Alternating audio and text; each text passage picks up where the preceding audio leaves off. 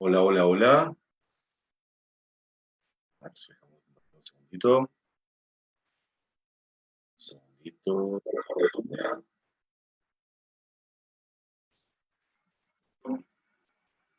No, ahí estoy escuchando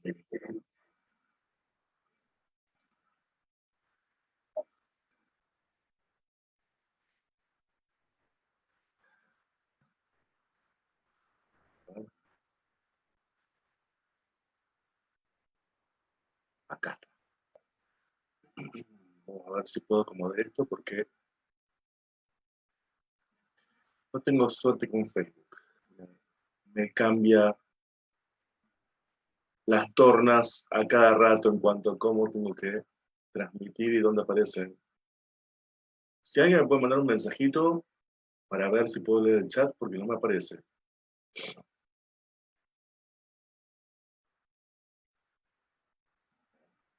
Bueno, si no, inicio y después veré, pero lo doy por bueno.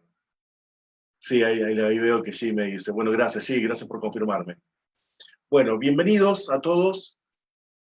Hola Gaby también, gracias amor por estar. Hola G, saludos a los chicos que están ahí con vos. Eh, Bienvenidos a esta saga de Tu vida en Fi llamada Bestias íntimas que termina hoy, en el encuentro de hoy. Y, y es un capítulo muy especial, no solamente porque es el capítulo de cierre, sino porque también es el capítulo. Es un capítulo doble. Era necesario terminar hoy para poder empezar el próximo mes con la nueva saga. Y bueno, pero tampoco quería dejar de hablar de ninguno de estos seres que van a ver que son realmente muy importantes y, y muy reveladores en cuanto a lo que simbólicamente representan. Ahí dice sí que estamos ahí. Bueno, un saludo enorme entonces para mis sobrinitos. ¿Eh? Así que bueno, que aparentemente están ahí viéndome hace mucho ya que no los veo. Así que les mando un beso enorme a Santi y a Felipe. Muy bien, bueno, dice Luis, eso de doble no me suena muy bien por los pies. No, no, doble, está bien, vamos a aclarar. Doble en el sentido de que eh, tenemos un programa, digamos, doble pechuga, ¿está bien? Con dos capas, con dos personajes que van a ver que en realidad cada uno de ellos, a su vez, también precisan hablar de otro. Por eso es un programa que me pareció interesante cómo se fue eh, manifestando este carácter de doble. Así que bueno, estoy acá disfrutando un rico cigarro para valorar también y disfrutar y festejar el cierre de la saga y obviamente con un mate, un rico mate.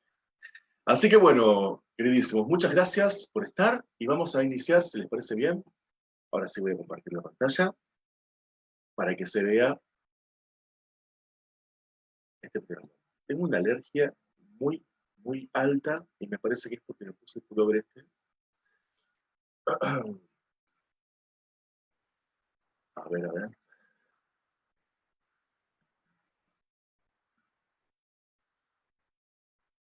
Se fue todo. No estoy muy hábil hoy con la... Ahí estamos. A ver, ahí. Me parece que ahí los veo. Sí. Bueno, vamos a poner esto un poquito más para acá. Esto un poquito más para allá. Ustedes no deben entender nada de qué quiero decir yo cuando digo para acá y para allá. Pero bueno, vamos a iniciar. Y vamos a iniciar entonces por la parte que iniciamos siempre en esta saga, que es la genealogía, porque hoy es cuando vamos a entender por qué ¿Por qué siempre inicio por la genealogía? ¿Por qué es importante? Bien. En primer lugar, ustedes saben, o se habrán dado cuenta que siempre los monstruos de quienes hablamos, a quienes desarrollamos en la saga, están en amarillo. ¿Sí? En este caso, aquí la tenemos a Echidna y aquí lo tenemos a Ladón. Pero esta vez tenemos al lado de Ladón un montón de signos de pregunta. Y al lado de Echidna la vemos emparejada, que siempre estaba solita ella como madre de los monstruos, emparejada con un ser llamado Tifón. Y Tifón, a su vez, desciende de Gea y del Tártaro. Bien, acá ya vamos a tener que empezar a hablar de algo que hasta ahora estaba como no dicho. Primero, todos los monstruos que hemos visto, o la gran mayoría de ellos, Cerbero, Ortro, la Quimera, la Hidra, la descendencia de ellos como la Esfinge, el León de Nemea, etc., antes estaban como hijos de Echidna. Pero eso era porque yo no quería ponerme a hablar de Tifón. Pero ahora que vamos a hablar de Echidna, es necesario para poder entender quién era esta madre de monstruos, es necesario nombrar también a su pareja, al padre de todos estos monstruos, que es Tifón. Y Tifón viene de otro linaje. Lo que tienen en común todos es que descienden de Gea, la madre tierra. Sin embargo, hasta ahora siempre era Gea con Ponto, el dios ancestral del mar, que era su hijo, o en el caso de Caribdis, Gea con Poseidón, que descendía de la descendencia que tuvo con Urano. Pero en el caso de Tártaro, o sea, tanto Ponto como Urano eran hermanos de Gea. Pero en el caso de Tártaro, hermanos no, perdón, hijos de Gea. En el caso de Tártaro, Tártaro y Gea son hermanos, son dioses primordiales, están entre los 5 poderes que se generaron a partir del caos. La noche, la oscuridad, Erebo, Gea, la tierra, el Tártaro, que es el abismo, y Eros, que es el amor. Esos 5 poderes definieron todo el universo y surgieron a partir del caos. Tifón es hijo de Gea y el Tártaro. Y este padre tan especial es el que hizo, junto con Equidna, que toda su prole fuera tan especial. De Tifón ahora vamos a hablar un poquitito, porque antes de hablar de Tifón y de Equidna, tenemos que hablar del nivel más bajo, es decir, del Adón y de este ser que tiene signos de preguntas porque realmente no tiene nombre. Se lo llamaba por el lugar donde vivía, pero no tenía un nombre. Algo así como el león de Nemea, ¿no? Pero al menos cuando se dice el león de Nemea, se comprendía mejor, digamos, cuál era el monstruo. Pero en este caso es un poco, es un poco distinto. Ahora van a ver por qué.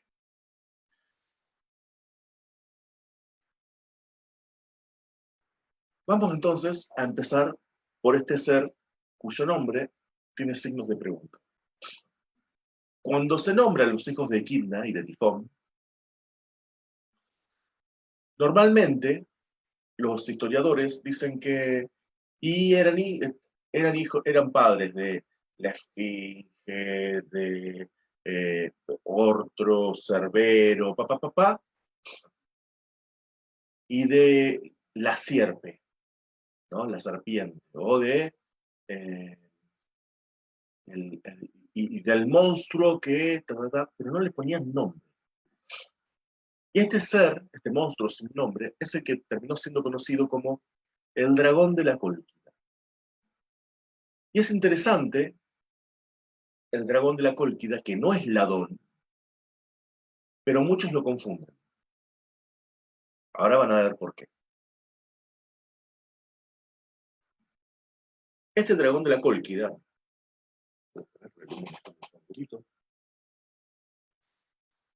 este dragón lo que hace, vivía enroscado en un árbol que era donde estaba eso que está ahí colgando, que es el vellocino de oro, que era la piel de un carnero totalmente dorada, que era de oro, eh, era de oro, pero también era de como, no me acuerdo el nombre que tiene, que es el como la lana virgen, la lana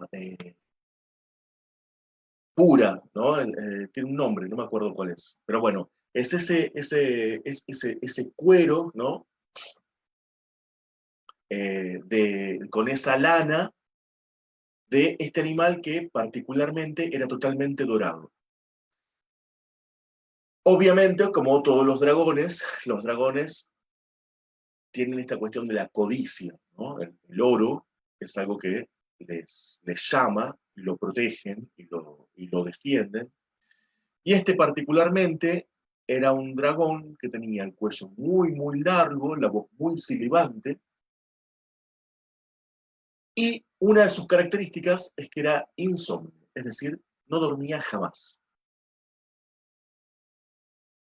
Para poder lograr capturar el vellocino de oro, Jasón, con los argonautas, porque esto es parte del mito de los argonautas, de las argonáuticas de Apolodoro, Jasón lleva consigo una compañera que era bruja y se llamaba Medea. Entonces, Medea lo hechiza al Adón, lo hace dormir, y cuando el Adón duerme, recordemos que él era insomnio, o sea que habrá aprovechado y se habrá dormido todo, mientras el Adón duerme, Jasón puede robar el vellocino de oro. Es importante hablar del dragón de la Cólquida porque muchas veces se lo confunde con Ladón, que es el monstruo del que vamos a hablar hoy. Y son seres muy distintos, muy parecidos, pero muy distintos. Dice Gaby, ¿por qué será que a los dragones se los relaciona siempre con el oro? Y porque ellos representan justamente la codicia. Los dragones están vinculados al elemento tierra. La tierra está vinculado a lo material, pero también a las gemas, a lo precioso. ¿Eh? Justamente lo precioso de la tierra son el oro, las joyas y todo eso. Los dragones es como que en lugar de hacerlo circular, ellos lo quieren todo. No, es retener eso, retener el valor. Eso es lo que representan los dragones. Es como es una perversión en realidad es como si vos tuvieras, o alguno de nosotros tuviera un don para algo, y en lugar de ponerlo en juego y de aprovecharlo, eh, nos lo quedamos sabiendo que lo tenemos, que lo podríamos estar usando, pero tenemos un goce particular en esto de no, no lo doy, es mío. Pero acá ya nos estamos metiendo en el significado. También todavía ya vamos a llegar por qué. Pero ese es el porqué, básicamente, del significado del dragón, la sierpe. Es un ser tónico, un ser que está conectado íntimamente a la tierra, poderosísimo, de muchísimo poder, no solamente por el tema del fuego y el tamaño y todo, sino el poder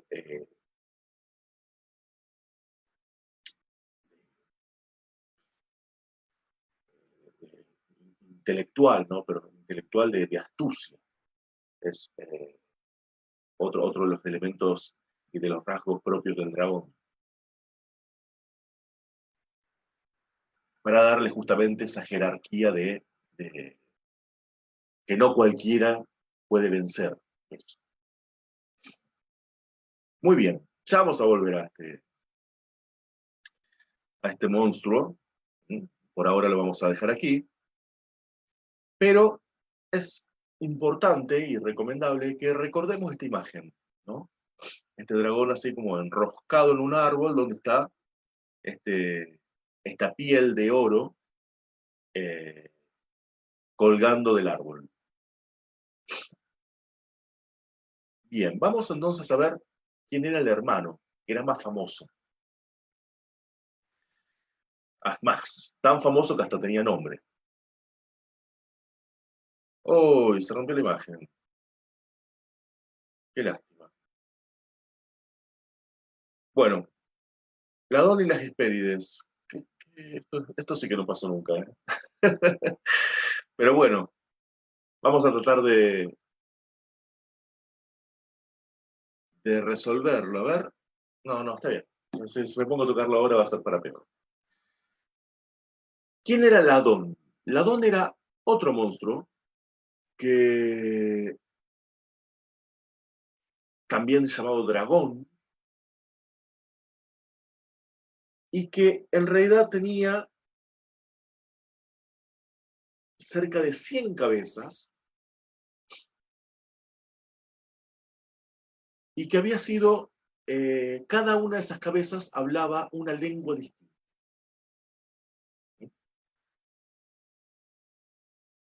El tema de las Hespérides viene de un regalo que le hicieron, un regalo de boda, que le hizo, me parece que Gea, la tierra, a Hera cuando se casó con Zeus.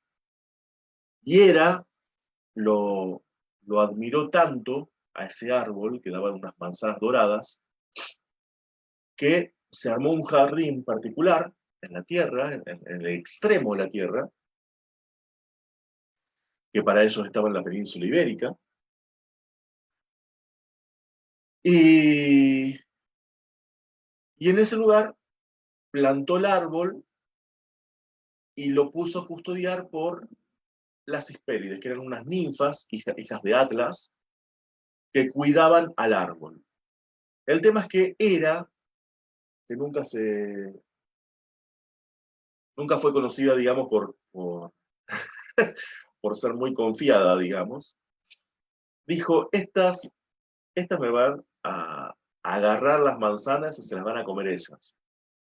Entonces, además de Atlas, que trabajaba como jardinero, y al cual le había advertido que nadie debía robar ninguna de esas manzanas, ahora les explico por qué, Atlas cerca todo el jardín con una muralla, y cuando el jardín está protegido de los elementos de afuera, entonces Hera pone allí a este hijito de Tifón y Equidna llamado Ladón, que era ni más ni menos que un dragón con 100 cabezas, cada una hablando una lengua distinta, y cada una de ellas mirando atentamente a estas ninfas que no muerdan ni se roben ninguna de estas manzanas. El tema con estas manzanas de oro no era solamente el valor de la manzana en sí, no era el oro. El tema es que estas manzanas concedían la inmortalidad. Aquel que las pruebe se podía volver inmortal. Hola Adriana, ¿cómo estás? Bienvenida. Ahí, así es, Gaby.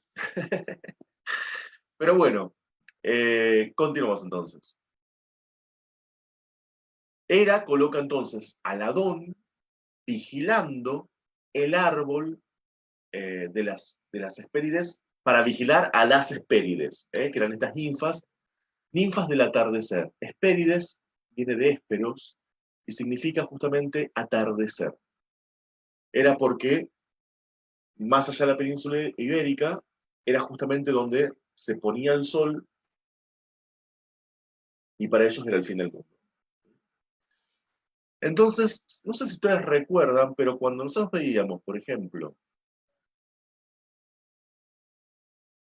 a las grayas, las gorgonas, en los primeros capítulos de esta saga, ¿se acuerdan que ellas vivían más allá? Vivían en los confines donde ya casi no llegaba la luz ni siquiera del atardecer. Bien, y que había una razón para eso que yo había comentado en su momento, y era porque eran diosas femeninas de una era anterior, una era donde no reinaban dioses masculinos. Obviamente todo esto está hablando de una transición de paradigma. Paradigma nuevo se impone sobre paradigma antiguo. Entonces, paradigma patriarcal se impone sobre paradigma matriarcal y el paradigma matriarcal queda expulsado de la luz y queda olvidado y relegado al borde, a donde ya casi nadie recuerda. Y las viejas diosas se convierten en monstruos.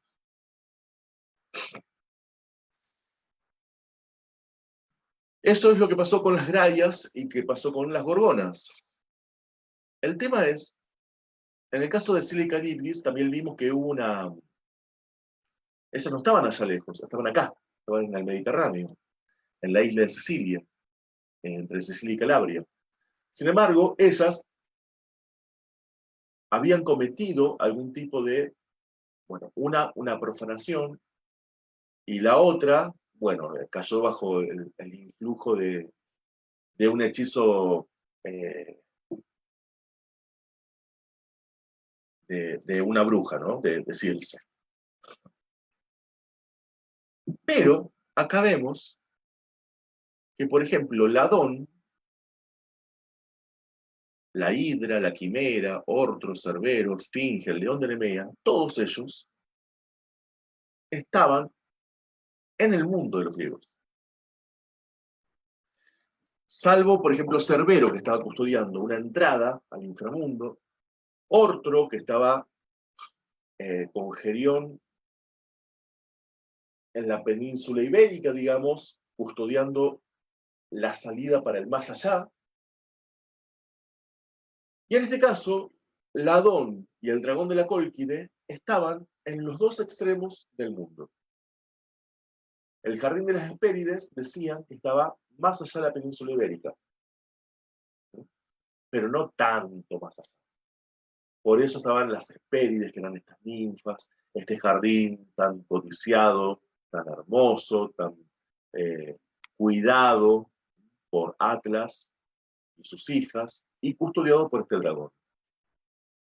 Y en el otro punta, en la otra punta, que sería en las costas orientales del Mar Negro, o sea, del Mar Negro, las costas que van para el lado de Asia, hacia el centro de Asia, eso es la Cólquide. Eso es la zona que los griegos llamaban la Cólquide. Y ahí es donde estaba este otro árbol que tenía el vellocino de oro y el dragón este sin nombre, que simplemente fue conocido como el dragón de la Cólquide. Esto para que tengan una idea de la topología, de dónde están estos monstruos, dónde estuvieron. ¿eh?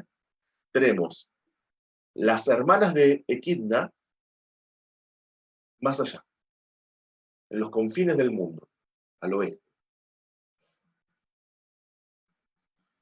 Escila y Caribdis, ahí en el medio del Mediterráneo, y todos los hijos de Equidna estaban en el mundo. ¿eh? Algunos estudiando bordes y entradas y salidas, y otros ahí como el león de Nemea, ¿quién más? la esfinge, hay un par acá que no hemos visto, que son el toro de Creta, la cerda de...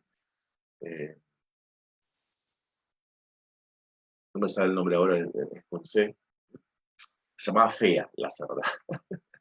Pero bueno, son seres que no aportaban mucho desde lo individual, entonces por eso a esos no los puse ahí. El águila del Cáucaso, que devoraba el hígado de Prometeo, también era hijo de Tifón y Equidna. Entonces, pero todos los hijos de ellos estaban en el mundo, dentro del mundo conocido, custodiando portales y algunos y otros pululando por ahí.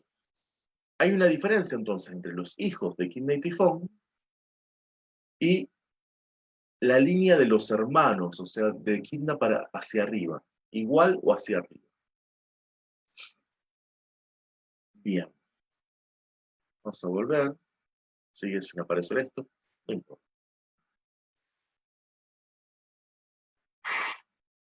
Entonces, tanto Ladón como el dragón de la Cólquida eh, estaban custodiando árboles que estaban en extremos del mundo conocido. Uno en Oriente, otro en Occidente. En Oriente estaba el dragón de la Cólquida, con el vellocino de oro, y en Occidente estaba Ladón con el árbol de las Hespérides. El árbol de las Hespérides es el que es el 11º trabajo de Heracles, de Hércules, donde Euristeo le pide a Heracles que le traiga una manzana justamente de ese árbol. Lo hemos hablado ya en algún programa. Bueno, vamos a pasar a esto que por lo menos nos muestra algún tipo de imagen. Acá vemos, por ejemplo, en lo que es este tipo de arte griego,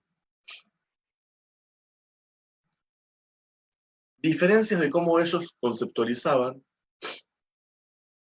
al dragón de la Cólquide, que es el de abajo, con este que está acá arriba, que es Ladón.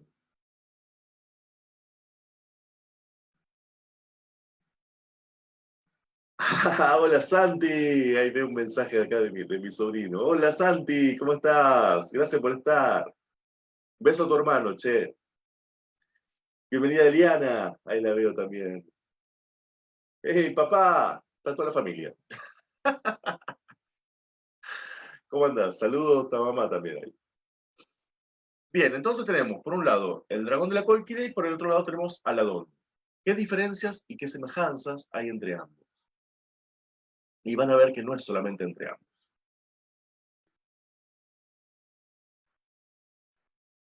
Ambos dragones, con todo lo que ya dije al inicio de lo que significa un dragón. Esto de esa fuerza tónica de la tierra, de lo material, de dones, custodiando un árbol. Y ese árbol tiene algo valioso. En el caso del Adón, custodiando el árbol de las Hespérides, las manzanas doradas, que brindan la inmortalidad. En el caso del dragón de la Cólquide, custodiando el vellocino de oro. Es esta piel eh, tan suave, pero al mismo tiempo del material más puro, del oro. Ahora, el Adón tenía 100 cabezas, cada una de ellas capaz de hablar un idioma distinto. Mientras que el dragón de la Cólquide tenía una sola cabeza, tenía una voz silbante, se no se entendía bien lo que decía, y era insomnio, nunca dormía, que no es algo que se diga, por ejemplo, del Adón. Pero claro, teniendo 100 cabezas pueden dormir algunas, ¿no? No era necesario tampoco. Y acá ya vamos a entrar un poquito, para poder comprenderlo, en qué es lo que encierran, qué significan estos seres.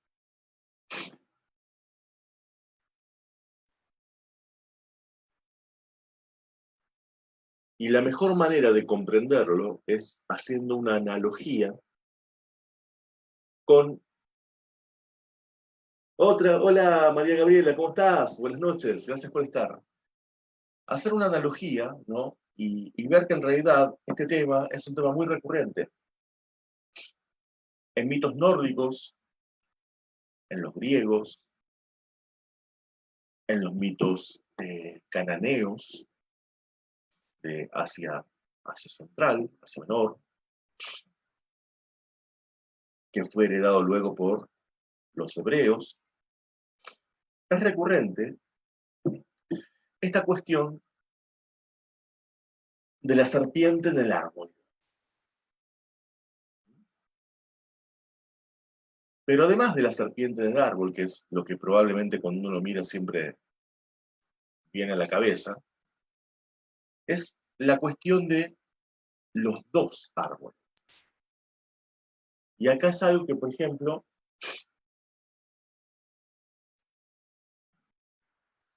no es tan hablado, no es tan compartido, esa cuestión, por lo menos en el mito hebreo.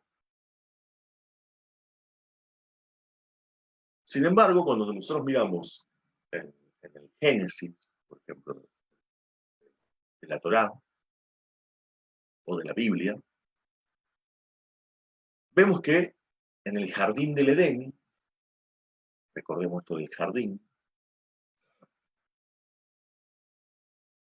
había dos árboles.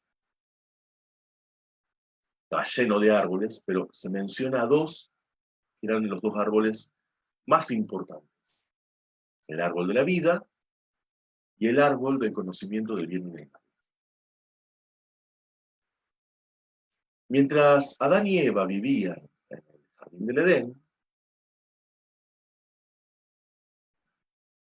solamente tenían prohibido comer del árbol del conocimiento del bien y del mal. ¿Cierto? Es justamente el que, supuesto, según el mito, Eva se sintió muy tentada, supuestamente era un árbol de manzanas, muerde la manzana, se la brinda a Adán, le dice, come un mordisquito vos también, vas a ver qué rico que está, y abren los ojos, se notan desnudos, se llenan de vergüenza, y aparece el barbudo y les dice, señores, hasta acá llegó la estadía en el All Inclusive del Edén. Pirincho a su rancho. Y con la ayuda del ángel Uriel, les dio una patadita en el traste y los dejó a la deriva para que vivan su vida de otra manera, por haber probado el fruto del conocimiento del bien y del mal. Ustedes dirán, ¿qué tiene que ver? Porque ahora estoy hablando del cuento o del mito del Edén, cuando estábamos hablando de Ladón y el dragón de la Cólquida. Porque hay muchas semejanzas, porque el trasfondo mítico es el mismo.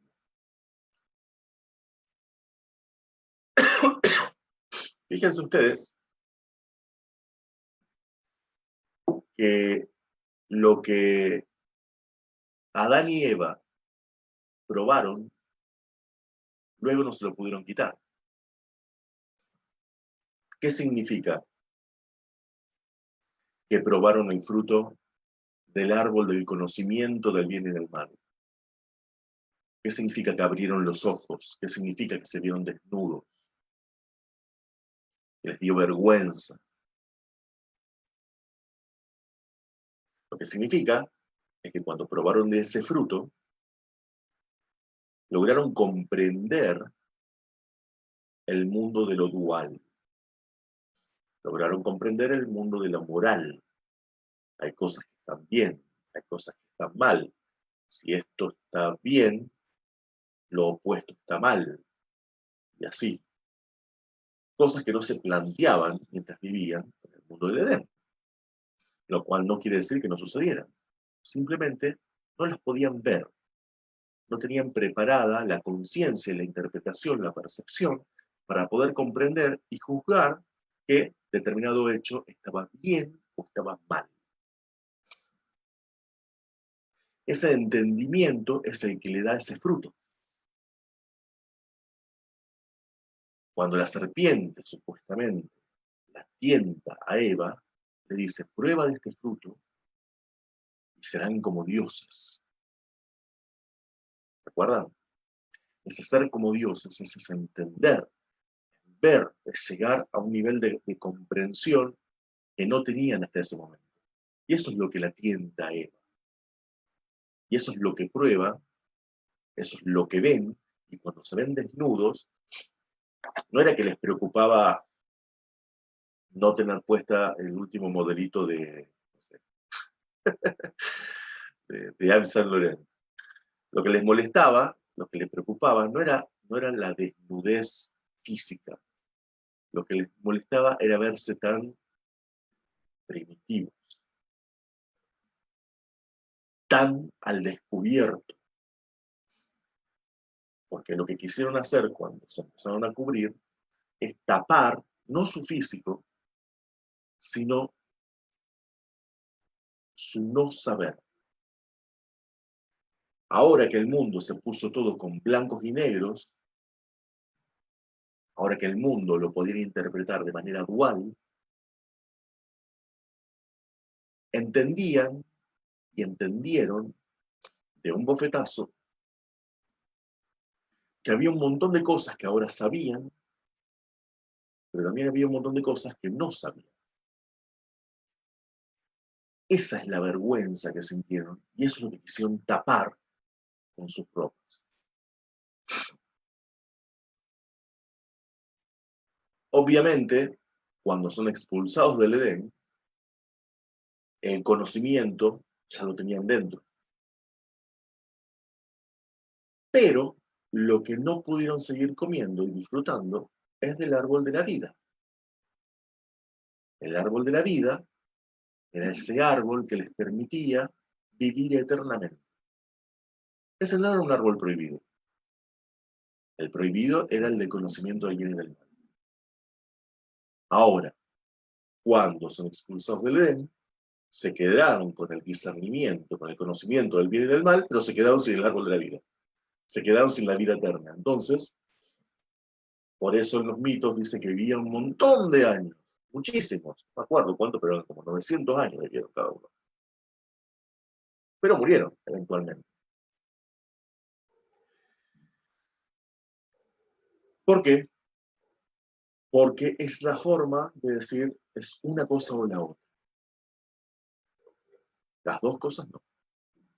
Vos podés vivir eternamente sin entender, o podés entender y ser efímero. El tema da como para seguir hablando muchísimo, porque el entendimiento y el conocimiento está ligado a lo efímero, ¿no? Eh, bueno, es amplísimo el tema. Por ahora vamos a ponerle ahí el puntito suspensivo. Y volvemos nuevamente. Hola Fernando, ¿cómo estás? Bienvenido, muchas gracias por estar. Dice Gaby, y ahí nació el juicio y listo, se jodió todo. Claro, exactamente.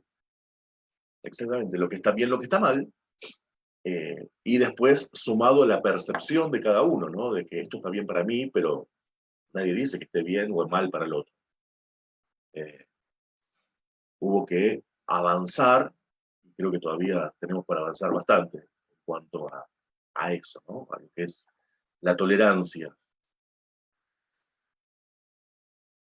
Pero bueno, volvamos del jardín del Edén, de la Torá, vamos de nuevo acá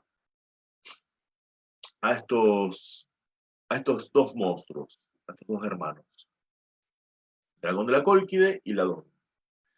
¿Cuál de las dos les parece a ustedes, cuál de las dos figuras, les parece que está más ligada a la serpiente que vivía, ¿eh?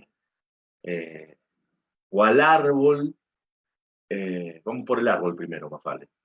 ¿Cuál era el árbol de la vida y cuál era el árbol del conocimiento del bien y del mal. ¿El que custodiaba el Adón o el que custodiaba el dragón de la Cólquide?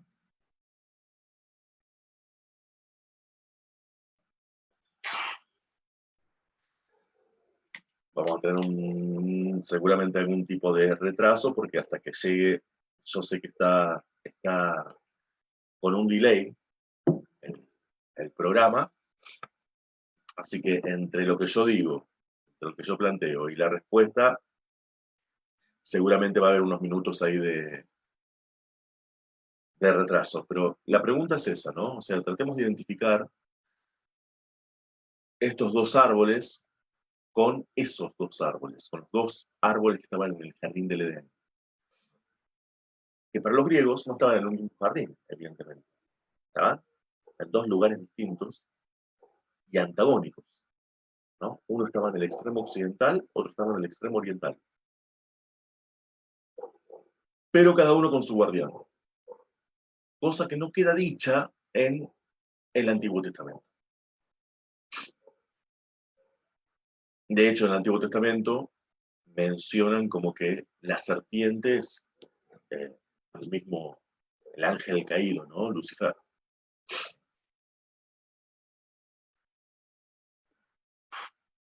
No sé si hay alguna apuesta, pero bueno.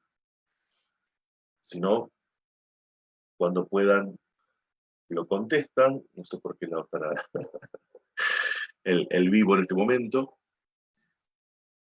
Pero fíjense, ¿qué es lo que ofrece cada uno de los árboles? El árbol de las Hespérides ofrece, o sea, uno diría primero, es un árbol de manzanas. Es como el árbol del conocimiento del bien y del mal. Pero ¿qué es lo que ofrece más allá del fruto? Lo que ofrece es vida eterna. Si vos comías esas manzanas, tu vida, o sea, si vos solamente comías esas manzanas, no morías.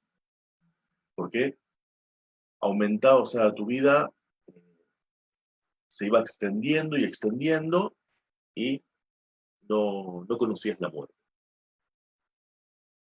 Ese era el árbol que custodiaba el Adón. En el caso del dragón de la Cólquide, ¿qué es lo que ofrece el árbol? ¿Cuál es el fruto de este árbol? Es el vellocino de oro. Acá están viendo como, por ejemplo, Medea está eh, durmiendo al dragón de la Cólquide y Jasón está quitando el vellocino de las ramas.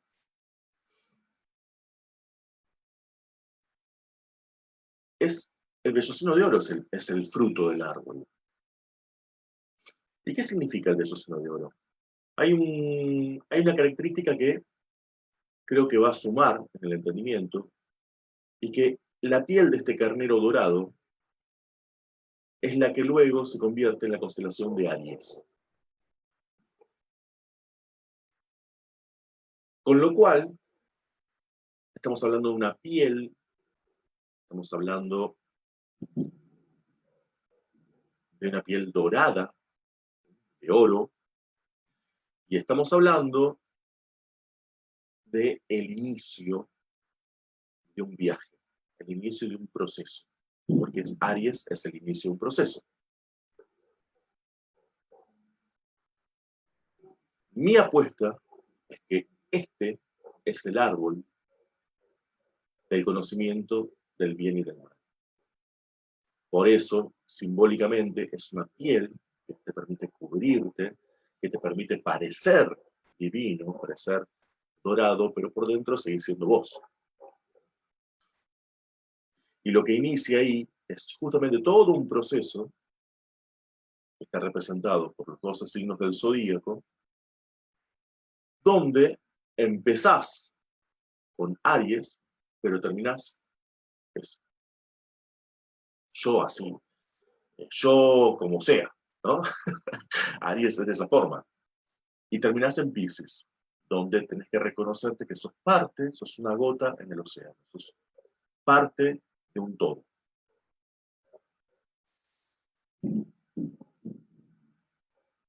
Entonces, volviendo al actor principal de este programa, o a uno de los actores principales, Ladón lo que custodiaba era el árbol de la vida. Y si seguimos,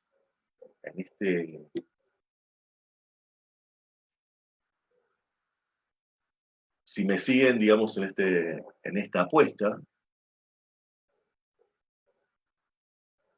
en el árbol de la vida, nadie dice que no haya habido otro dragón en el hebreo, por las dudas que alguien hubiera podido entrar al Edén. ¿Y qué es lo que tenía el árbol de la vida? Los frutos de la inmortalidad. ¿Y cómo se llaman los frutos del árbol de la vida? Sefirot. ¿Les suena ahora? En la Kabbalah existe algo que se llama árbol de la vida, que tiene 10 Sefirot, 10 esferas, que son los frutos de ese árbol. Y entender, apropiarte de esos frutos es lo que te da inmortalidad. ¿Qué significa inmortalidad? Trascendencia. No significa que vas a vivir hasta que deje de existir el universo. Significa trascendencia, que tu huella permanezca más allá de que vos, cuando ya no estés más, que siga existiendo.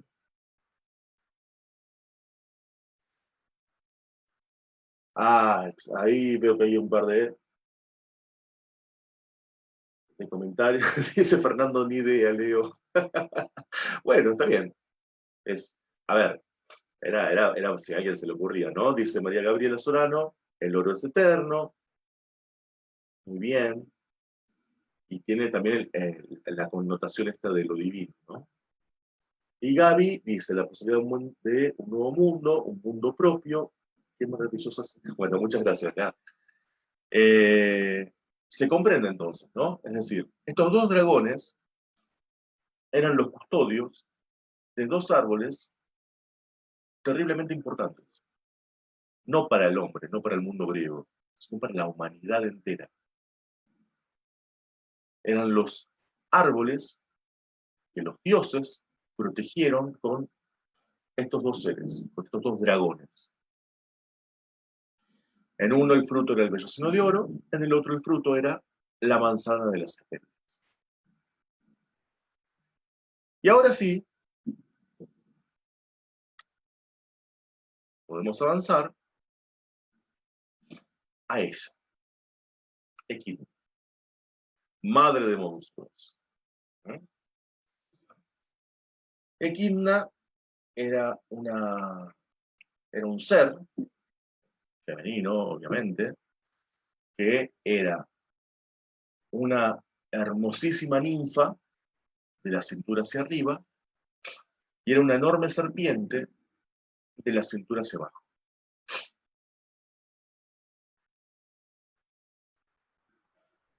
Dicen también que, algo que no está aquí contemplado, la llamaban la de los ojos oscuros. Dicen que su mirada tenía unos ojos negros muy profundos y podía hipnotizarte solamente con mirada. Y Equidna era la madre de todos los monstruos que vimos hasta ahora, prácticamente de la gran mayoría de todos. Y para poder entender a Equidna, tenemos que entender a su marido, a Tifón. Tifón, como dijimos antes, no tenía esta estirpe, sino que era un hijo de Gea y el Tártaro. Fue uno de los últimos hijos de la madre tierra.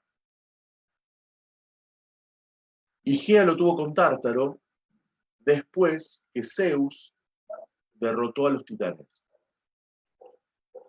A Gea esto no le cayó bien, no le gustó, nunca se entendió muy bien qué es lo que Gea quería, porque realmente toda la manipulación vino siempre de parte de ella en cuanto a la selección de Crono, de decirle, mira, castralo a Urano, ahora sé vos el jefe de los titanes, el líder, luego Gea misma, junto con Metis, ayudan a Zeus a que lo derroquen a Crono, pero es como que ella tenía una expectativa que nunca supo expresar, nunca dijo realmente qué es lo que quería, y evidentemente sus descendientes nunca la entendieron y nunca la dejaron conforme. ¿eh? Que fue una gran madre inconforme durante toda su existencia prácticamente. No hubo hijo que la satisfaga. Entonces, cuando Zeus derrota a los titanes y se erige en el Olimpo, Gea se une con Tártaro, este otro ser primordial, y tienen a Tifón. Tifón era un gigante enorme, alado, donde sus piernas, sus brazos, se podían convertir en serpientes y en tentáculos, donde su cuerpo se podía convertir en un tifón, o sea, en un remolino de viento, podía escupir y dirigir fuego, podía vomitar lava, como si fuera un volcán, y tenía un tamaño inconmensurable, era más alto que una montaña. Obviamente la aparición de Tifón en el mundo no fue, nació un venado, ¿no?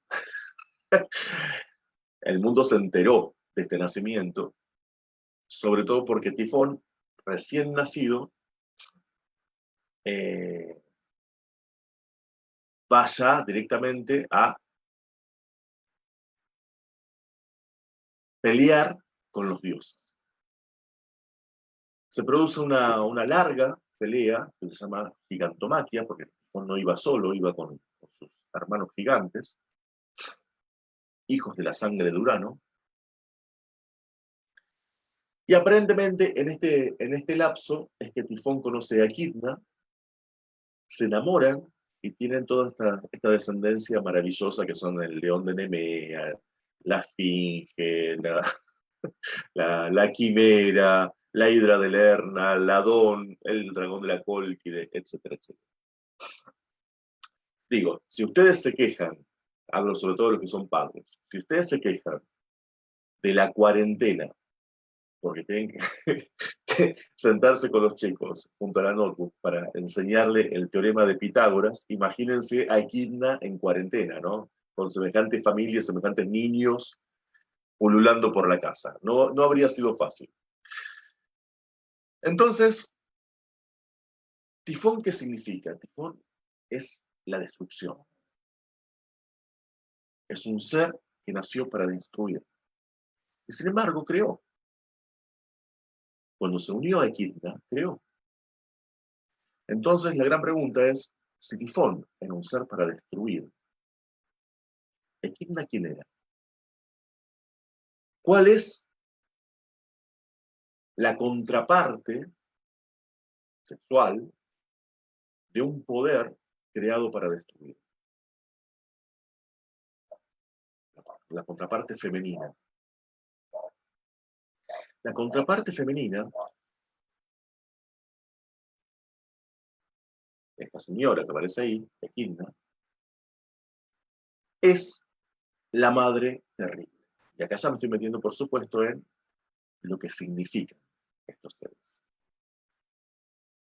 Porque no voy a desarrollar se llama la tifonomaquia o la gigantomaquia, existe ya un programa en el interludio, en el segundo interludio, eh, sí, entre Miedo de Titanes, Miedos Titánicos y Panteón Arcanum, hay un programa que se llama Gigantomaquia,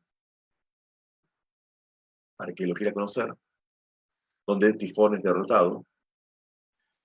Pero el tema, lo que sí voy a comentar aquí, que creo que no se comentó así en ese programa,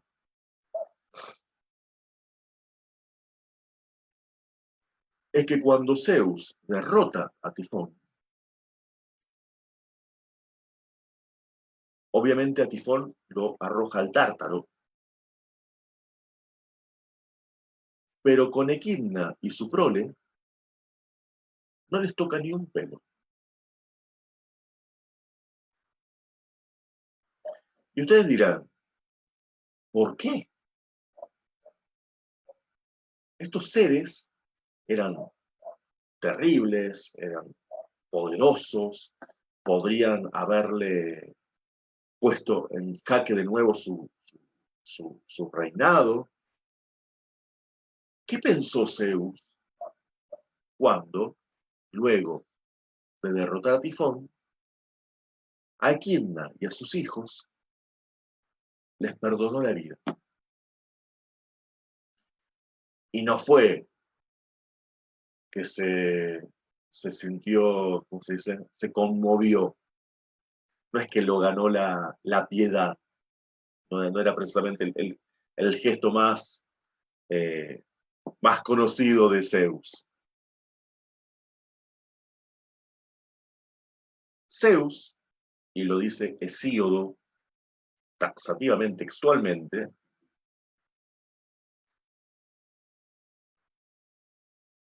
Zeus deja a Equidna y a su prole porque entiende que van a ser necesarios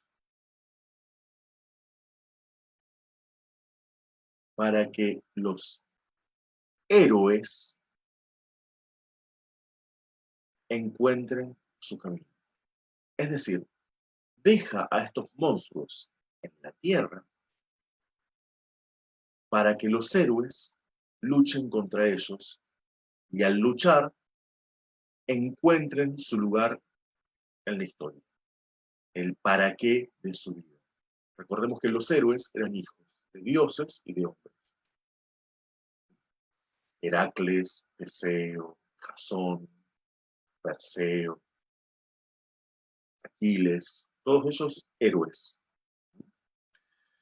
Entonces, toda la descendencia de Equidna es dejada a propósito en el mundo.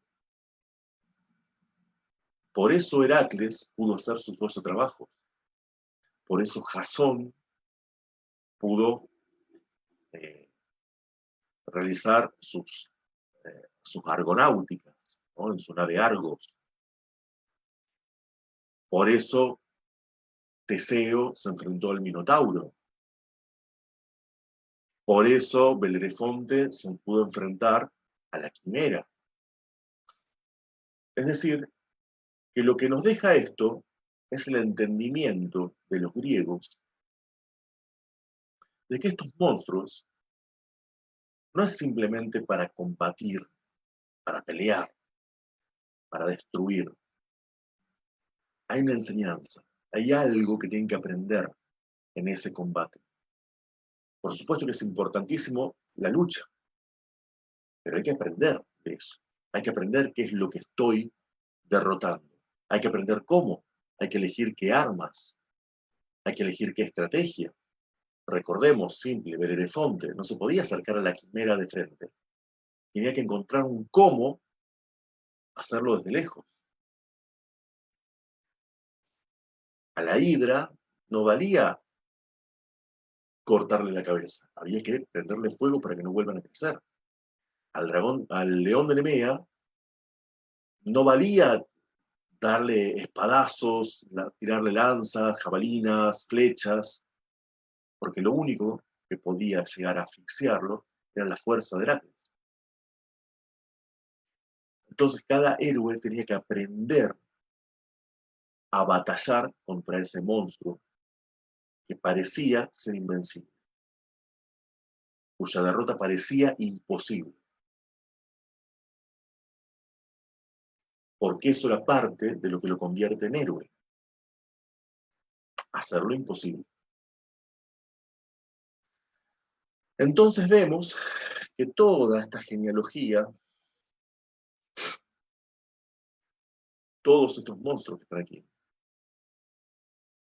son monstruos que existen para una razón. Son necesarios para poder comprender algo. Y dijimos que esta saga se llama Los monstruos de tu sombra. Y ese nombre no lo tienen porque quedaba lindo. Lo tienen porque estos monstruos son paquetes de información que están en tu inconsciente colectivo y con los que quizás a veces soñás y no sabes qué significan. Obviamente no te vas a encontrar un ladón con 100 cabezas, cada una hablando en un idioma distinta, ¿no? Alrededor de un jardín de las Hespérides. Pero, simbólicamente, puede ser que te encuentres con eso. Quizás no sea un dragón, quizás sea un perro, quizás sea una fiera, ¿no? Pero, ¿qué es lo que hace si te ataca únicamente cuando te acercás? Si habla con vos, o sea, el contenido onírico implica cuál es tu gesta como héroe. ¿Qué es lo que tenés que hacer? ¿Qué es lo que tenés que entender? ¿Qué es lo que tenés que estrategizar para poder lograr vencer a ese paquete de información? Para lograr apropiarte de ese vellocino de oro o de esa manzana, o lo que sea. Por eso estas bestias de tu sombra, fíjate que todas viven en el mundo o provienen de el mar. Recordemos que todo esto surge a partir de Gea y Ponto. Ponto es este dios ancestral del mar olvidado. Porque cuando uno piensa en Gea y sus hijos, realmente uno piensa en Gea, Urano, los titanes, los dioses, y toda esta rama, tanto Ponto como los hijos, Force y Seto, son dioses muy, muy primordiales y se olvida de uno de dónde sale. Entonces uno puede llegar a, mirá, son todos hijos de Kimna y Tifón, pero ¿quién es el Kimna? ¿De dónde salió? Y vino del mar. Y no es casual que justamente la rama de la cual vienen todos estos monstruos esté en el agua, en el mundo de lo emocional, y haya caído en el olvido. Terminan siendo dioses sin nombre, dioses sin recuerdo, dioses sin historia. ¿Por qué? Porque eso es lo que los hace precisamente ser el olvido. También es una forma de, no es una forma, pero el olvido simbólicamente puede estar hablando de algún tipo de regresión. Algo de que lo llevo a la sombra. No es que siempre estuvo ahí, fue llevado ahí. Ponto fue olvidado. ¿Por qué? Porque sus hijos, los hijos de Urano, Gea, fueron los que rigieron la Tierra. Entonces fue relegado a otro plano. De hecho, el mar fue luego, el que se adueñó de eso, fue Poseidón, hermano de Zeus, hijo de Urano. O sea, viene por la otra rama. Lo que quiero decir es que todos estos seres que hemos recorrido durante toda esta saga provienen del mundo emocional y provienen y tienen que ver con esto de lo no nombrado, lo olvidado, lo que no está sobre la mesa, lo que no suelo mostrar. Y eso es lo que le da justamente la fuerza en el mundo de tu sombra. Entonces, ¿qué se hace ante la sombra? Se la combate, se la entiende primero, se la prueba, se crean estrategias y se la combate. Porque la sombra lo que está buscando es que la venzas. Porque vencerla es tu forma, la forma que tiene cada uno de nosotros de reconocer su existencia. Si está en la sombra es porque quisimos negar su existencia. No nosotros probablemente. Son contenidos, algunos transgeneracionales, otros culturales, otros de nuestro inconsciente colectivo de cientos de generaciones hacia atrás, pero quedaron en la sombra. Es parte de nuestra historia como humanidad, con lo cual es parte de la responsabilidad individual de cada uno, de qué hace con eso. Así que bueno, para cerrar la saga, me gustó esta imagen de Tifón y Equidna, que es como muy romántica, me lo imaginé, digo, esto no lo vi nunca, nunca los vi dibujados de esta manera, obviamente es un dibujo muy, muy reciente, lo habrá hecho algún chico seguramente, pero me gustó porque de alguna forma todos estos contenidos no son malos o buenos, ¿no? Eh, es bastante, es bastante engañoso calificar el mundo como malo o bueno siempre, por más que haya sido lo que aprendimos a través de esa manzana por la cual perdimos el paraíso. Así que bueno, queridísimos, un segundito voy a prender el puro de nuevo porque lo dejé abandonado un segundito. Ahí estamos.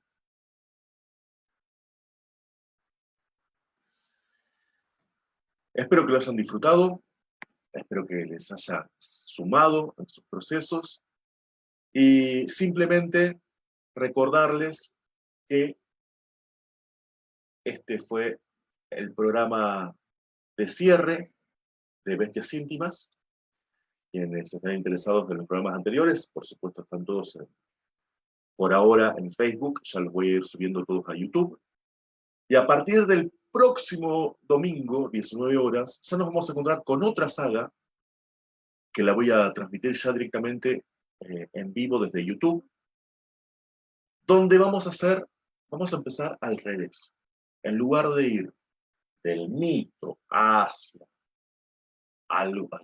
la condensación simbólica, vamos a ir desde lo simbólico. Vamos a partir de sistemas simbólicos y desde partir de ellos vamos a ir a llevarlos a niveles y cuestiones prácticas que tienen que ver justamente con cómo uso un sistema simbólico. Un sistema simbólico es una herramienta, ¿ok?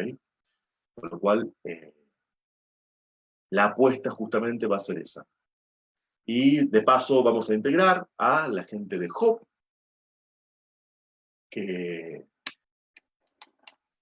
trabaja, bueno, en los grupos que yo coordino, en Tu Vida en Fin, con lo cual parte de la teoría la van a tener en los encuentros y la parte de la práctica la vamos a ver en el encuentro en sí, ya en la dinámica de cada uno de los grupos de joven. Pero en el programa público, la teoría va a ser explicada para todos. Así que, queridísimos, espero que les interese la apuesta, ya después la voy a contar seguramente con más detalle. Por ahora, les envío un enorme abrazo, excelente vida para todos y muchísimas gracias por haberme acompañado. Hasta luego, muchas gracias.